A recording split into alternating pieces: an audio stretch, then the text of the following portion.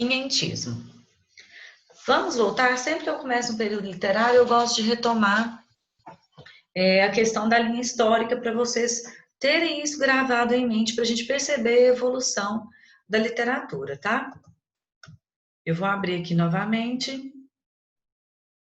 Eu sugiro que vocês façam essa linha histórica junto comigo. Para até ir memorizando isso e entendendo um pouquinho melhor.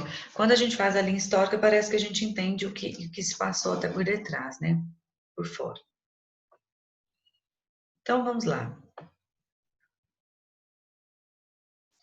Aqui nós tivemos o trovadorismo. Eu vou só abrir um parêntese aqui, que foi na Idade Média. Tá? Então, a primeira manifestação literária, a primeira manifestação artística que se tem foi na Idade Média com o trovadorismo. Depois, nós tivemos o humanismo, que foi o processo de transição entre a Idade Média e a Idade Clássica.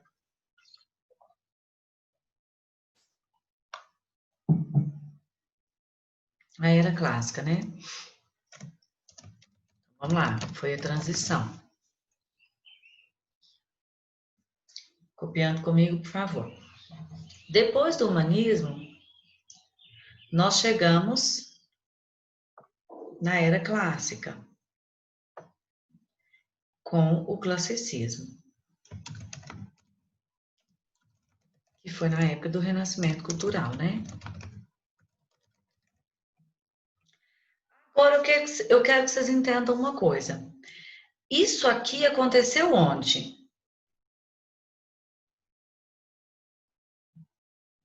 O trovadorismo, o humanismo e o classicismo. Ah, o lugar? É. Na Europa? Na Europa. Em Portugal. Nós estamos mais especificamente em Portugal. E aí, o que vai acontecer agora? Nós vamos ter um período o qual não teve em Portugal. Esse período aqui, que nós vamos ter agora, ele foi o processo de descobrimento do Brasil. Então, não teve descobrimento em Portugal. Enquanto nós, aqui no Brasil,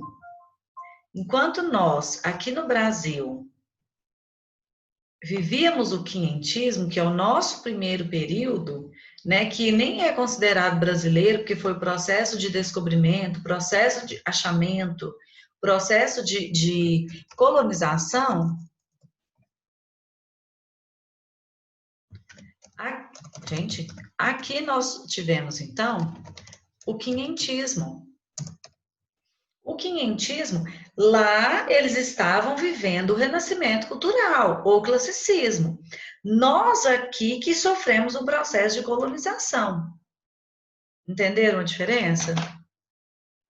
Tá? O processo de colonização ele foi só aqui. Lá ainda vivia-se, artisticamente falando, o renascimento cultural. Então, o quinhentismo ele não é considerado um período brasileiro, porque o Brasil ainda estava naquele processo de achamento. Vocês sabem que o descobrimento do Brasil não foi assim, nossa, descobrimos um país, vamos lá colonizá-lo. Não, é um processo longo, até veio Pedro Álvares Cabral, depois veio Pero Vaz de Caminha, depois veio o rei, veio avaliar. Então, foi um processo longo. E esse processo chamou-se quinhentismo. Tá? Então, em Portugal, não teve quinhentismo. No Brasil, sim, nós tivemos esse processo de achamento do Brasil. Por que eu falo de achamento do Brasil? Porque a colonização brasileira, né, o Brasil foi achado, ele já estava aqui, nós já tínhamos os nossos nativos, né, os índios, com toda a sua cultura, com toda a sua estética, nós já tínhamos o índio. E agora eles foram encontrados. Então, lá no classicismo, através de Os Lusíadas, né, que foram aquele processo de colonização, foram aquele processo de expansão marítima. Eles buscavam novas terras para serem colonizadas. Eles buscavam novas terras para serem riquezas dele. E aí, tanto é que aqui no Brasil, o Brasil foi achado, Pedro Álvares Cabral, então, determinou essa nova terra. Depois veio um outro chamado Pero Vaz de Caminha. Ele veio para quê aqui no Brasil? Para contar para o rei tudo que ele viu aqui, para ver se tinha riqueza. Porque se fosse um país pobre, não compensa investir nessa nova terra. E aí, quando eles chegaram aqui, eles viram que a riqueza não era só da fauna, da flora, do ouro, da prata, da água. A quantidade de água foi muito falada na carta. Mas, em si, a maior riqueza que aqui tinha eram os nativos. Os nativos que não tinham cultura, segundo eles, o nativo que não tinha religião, segundo eles. Vamos relembrar um pouquinho lá atrás para a gente entender agora. Na Idade Média, no teocentrismo, nós tínhamos um período completamente teocêntrico, né? Deus ao centro. Naquele processo de transição, no processo de transição do humanismo, nós ficamos o homem ao centro, porque o homem se descobriu ciência. E essa ciência, essa sabedoria, favoreceu as novas expansões marítimas. Porque pensa a viagem de lá para cá, né? Pensa o que eles trabalharam, o que eles passaram no meio do caminho até chegar aqui. Isso foi todo narrado em Os Lusíadas. Não a viagem até o Brasil diretamente, mas até as Índias. E depois, na era do Renascimento Cultural, o homem viveu aquilo. É Deus ou é o homem? Aquela balança. Então, Deus era muito presente. E quando eles chegaram aqui, os índios não tinham religião. Foi uma das maiores preocupações, porque o índio não tinha catequese, o índio não tinha religião, o índio, segundo eles, não tinha cultura. Eles ficaram assustadíssimos com os índios nus. O índio andava nu, o índio não tinha uma casa, o índio tinha uma oca. Então, aquela cultura que vocês conhecem do índio, ela foi muito assustadora para os portugueses quando chegaram aqui. E esse processo de achamento, esse processo de inserção da cultura, inserção da catequese, da evangelização, é por isso que nós somos um Brasil diz laico, mas nós sabemos que, né, nós temos a preferência pelo catolicismo, uma vez que todos os nossos feriados ainda são católicos. Mas a questão da inserção do catolicismo, da catequese, foi a questão logo com os índios, logo quando os portugueses chegaram aqui no Brasil. E essa chegada dos portugueses aqui no Brasil causou muita estranheza. Claro que eles não se amaram logo de cara, né? Nós tivemos um genocídio tremendo aqui no Brasil, a questão do índio, né? O índio, muitos índios se recusaram desse momento, porque eles chegaram, a gente que manda, nós vamos fazer isso, nós vamos fazer aquilo outro, né? Então, muitos índios que aqui viviam foram muitos mortos, né? Mais de 1.500 índios foram mortos nessa disputa desse processo de colonização. Mas eu vou chegar, não vou ficar muito na história, eu vou chegar mais aqui no Brasil. Tem esse nome devido ao ano de 1500, sim, ao processo de colonização. Só que eu quero que vocês entendam que vai nos ajudar muito na literatura. O processo de achamento do Brasil, ele foi um processo doído para o índio, por outro lado, favorável em relação à catequese. O português queria inserir a catequese dentro do índio, tá? Na cultura indígena. E aí, isso aí gerou duas tendências no quinhentismo, dentro da literatura. Então, olha só, o processo de colonização durou muitos anos, né? Nós sabemos que o processo de colonização não durou 10 anos, ele durou muitos anos. E qual foi a ordem, então? Então vieram os portugueses, né, com as suas expedições a fim de descobrir novas terras, acharam o Brasil. Acharam o Brasil. Esse achamento fez com que o rei de Portugal mandasse para o Brasil uma pessoa chamada Pero Vaz de Caminha. Esse aqui, ó. Fez com que mandasse para o Brasil Pero Vaz de Caminha. O Pero Vaz de Caminha fez o quê? Redigiu uma carta, é a carta que eu falei com vocês na aula passada, redigiu uma carta, em média 9 laudas, claro que ela foi adaptada para a nossa linguagem hoje, redigiu uma carta. Essa carta continha todas as informações, segundo a visão de Pero Vaz de Caminha, claro, todas as informações sobre o Brasil. O que ele fala, então? Ele fala que o índio anda nu, que as mulheres não têm vergonha de mostrar as suas entranhas. Ele fala que a maior riqueza vai ser catequizar os índios. Ele fala que as águas são infindas, ou seja, são infinitas, que aqui eles ainda não acharam nem ouro nem prata. Mas a maior riqueza vai ser salvar essa gente. Ele usa esse termo, salvar essa gente. Quem é essa gente? Salvar o índio. Salvar o índio de quê? De si mesmo. Da sua falta de cultura, da sua falta de religiosidade. A religião vai ser muito presente aqui. E aí, então, nós temos essas duas formas de literatura. Essa literatura que serviu para informar o rei como que eram os preceitos aqui brasileiros, né, que até então nem se chamava Brasil, mas como eram os preceitos dessa nova terra. Mas isso não é literatura, Maria Lúcia. Como que uma carta que vai falar, para começar, é um gênero epistolar, é uma carta. Como que uma carta que vai falar as características tem aspectos literários? E aí nós temos que pensar um outro lado. Ela tornou-se literatura posteriormente. Por que ela tornou-se literatura? Porque é um processo de posse da nossa terra. É um documento, na verdade, é um documento que vai fazer referência diretamente à nossa terra. Então, ela é importante para nós brasileiros, para a nossa essência brasileira. Então, ela tornou-se literatura devido a esse processo de importância, tá? E aí, veio depois, então, o padre José de Anchieta, que eu acredito que vocês já tenham ouvido esse nome. O padre José de Anchieta criou uma gramática para ensinar os índios, para alfabetizar mesmo os índios, né? Essa gramática foi em Tupi-Guarani. Ele criou essa gramática para ensinar os índios e ele produzia os sermões. Os sermões do padre José de Anchieta, tem o maior deles, né, o Sermão da Sexagésima, bem famoso. Os sermões do padre José de Anchieta era para quê?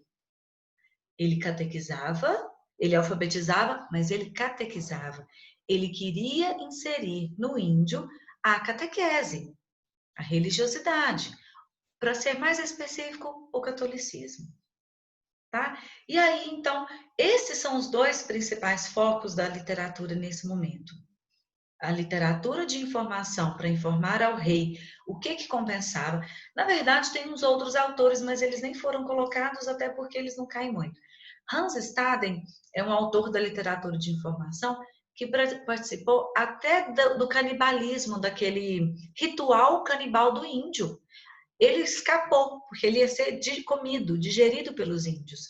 E aí ele produziu um livro, né, que ele fala, né, a famosa história dos homens nus e selvagens. Eles chamam os índios de selvagens, porque ele participou desse processo de canibalismo. Mas nós temos esses dois focos dentro da literatura. O que é mais importante saber é isso. A literatura do quinhentismo se divide em duas formas. Primeiro, a literatura de informação, que serve para informar o rei de Portugal, e segundo, a literatura jesuítica, que é aquela que serve para catequizar o índio e também alfabetizar. Então, vamos lá. Aqui é um exemplo da literatura jesuítica, tá? É a literatura que vai falar de Deus, é a literatura que vai falar da religião, é a literatura que vai mostrar qual o caminho certo para seguir a Deus e chegar aos céus. Ok? Vamos lá, quem vai ler?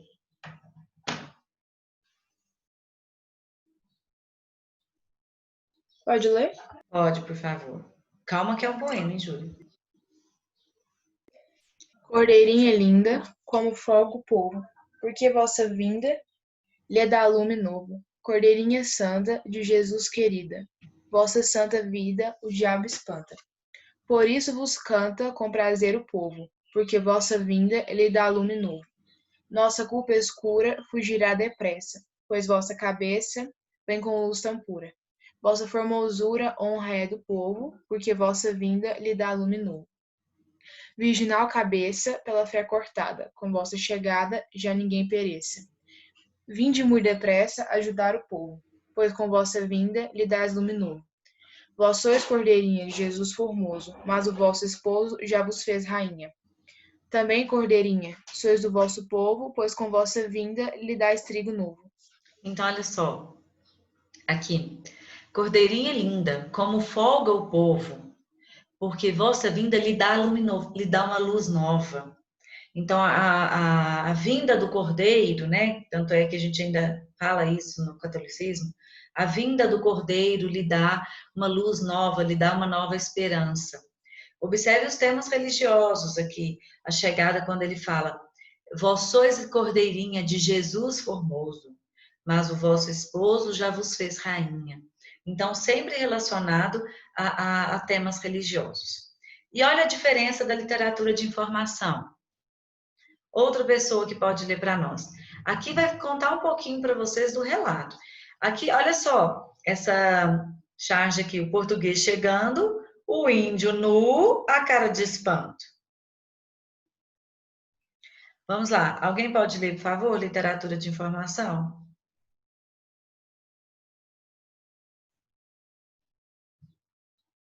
Posso ler? Pode. A carta faz um relato dos dias passados na terra de Vera Cruz, nome antigo do Brasil, em Porto Seguro, da primeira missa, dos índios que subiram a bordo das naus, dos costumes desses e da aparência deles, com uma certa opressão por suas vergonhas. Assim, como fala do potencial da terra, tanto para a mineração, relata que não se achou ouro ou prata, mas que os nativos indicaram sua existência. Exploração biológica, a fauna e a flora, e humana, já que fala sempre em salvar os nativos, convertendo-os. Convertendo-os à religiosidade, tá? Então, a carta de Pero Vaz de Caminha, ela é isso. Ela é um relato, o qual vai passar para o rei todas as impressões de Pero Vaz de Caminha, de acordo com o que ele viu dos índios, né? Como eu disse a vocês, eles ficam espantados em ver os índios nus, eles falam que ele não tem cultura, que a maior riqueza que o Portugal vai ganhar é salvar essa gente, salvar os nativos, é salvar o índio de tudo aquilo que ele vive. Aqui tem um outro texto que vai ironizar também. Vamos à praia fazer contato com os nativos. O que dirão eles diante da nossa gloriosa chegada? O que vocês trazem para nós? Fé, esperança e conhecimento. Então, o português chegou aqui achando que o índio não tinha nada de cultura, o índio não tinha nada, né? Literalmente nada. Que eles iriam inserir tudo isso a eles, né? Aqui eu tenho um trechinho, algumas citações da Carta de Caminha. Alguém pode ler, por favor?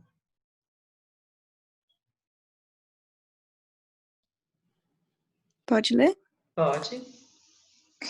Depois de alguns dias de trocas e amabilidades, em que índios subiam a bordo das caravelas e os portugueses se misturavam com eles, cantando junto e trocando presentes, cria-se um clima de amistoso convívio.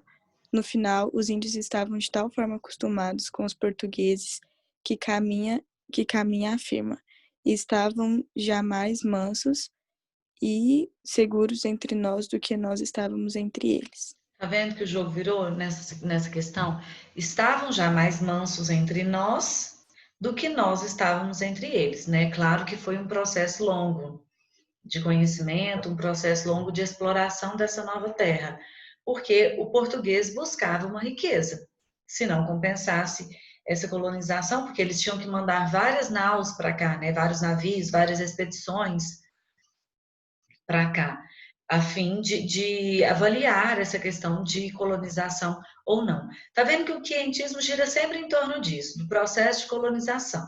É por isso que nós chamamos de quinhentismo. Não faço referência diretamente a 1500, o ano do achamento do Brasil. A carta se chama a Carta de Pedro Vaz de Caminha, a Carta de Achamento do Brasil, tá? Vamos lá, mais um outro trecho. Caminha faz uma conclusão bem otimista da carta. Dar-se a ela tudo, dar-se nela tudo. Alguém pode ler, por favor?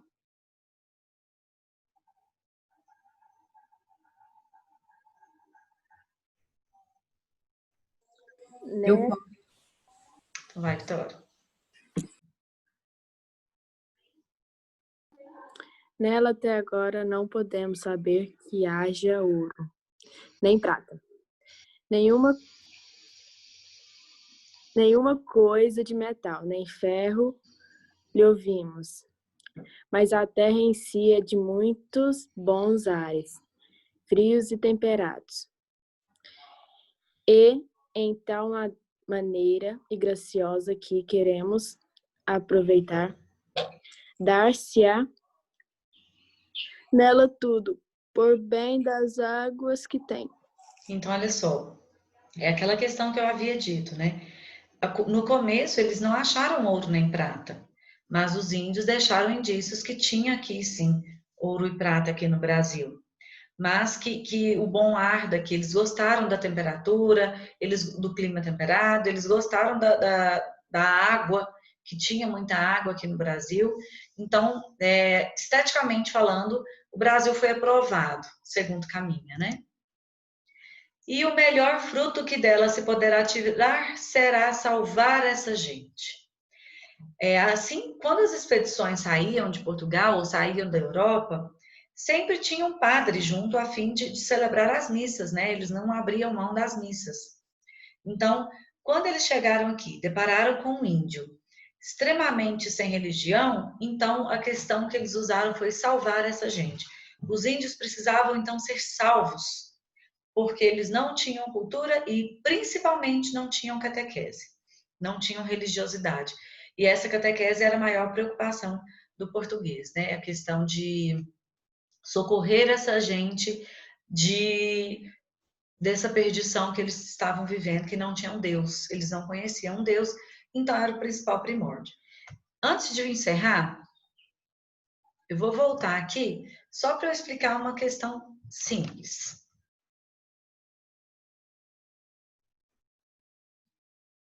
Olha só, no trovadorismo,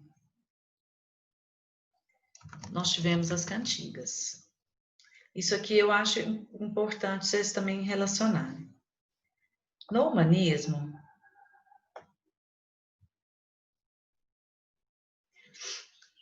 nós tivemos os teatros e tivemos as crônicas de Fernão Lopes.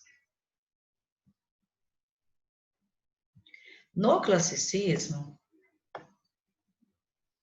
nós tivemos os sonetos, né, a poesia, vou colocar a poesia lírica,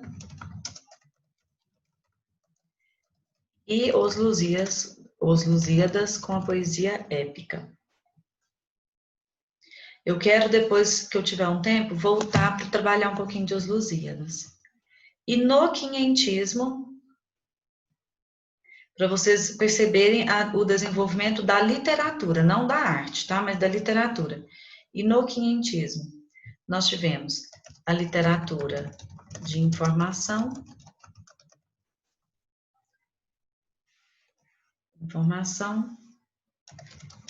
e a literatura jesuítica, com os jesuítas, que é a religiosidade. Aqui serão poemas ou sermões, tá? Para quem é católico, na missa nós temos os sermões, até hoje, que é depois do evangelho, né? Aquela homilia. Então, nós temos os sermões, que é o mesmo sermão, é aquilo ali que o padre busca reativar os católicos, busca voltar com a estética religiosa. Então, nós temos os sermões, tá? Os sermões, eles vão estar presentes no quinhentismo e no próximo período literário, que é o barroco, que vai ser o primeiro período literário brasileiro, de fato. tá? Só para vocês perceberem aqui a evolução. Então, das cantigas, passaram-se aos teatros, às crônicas. Aqui nós temos alguma poesia, né? Podemos até colocar, porque foi a introdução do soneto, mas ela não foi, de fato, essencial. Ela não foi, de fato, atrativa. Assim. Depois nós tivemos a poesia lírica e a poesia épica, e no quientismo, a literatura jesuítica, que dá uma sequência com esses poemas. Até agora a gente não teve prosa, não tivemos os romances, por enquanto, né? O máximo que tivemos de descrição foram os teatros de Gil Vicente lá no Humanismo. Ok? Deu para entender isso aqui?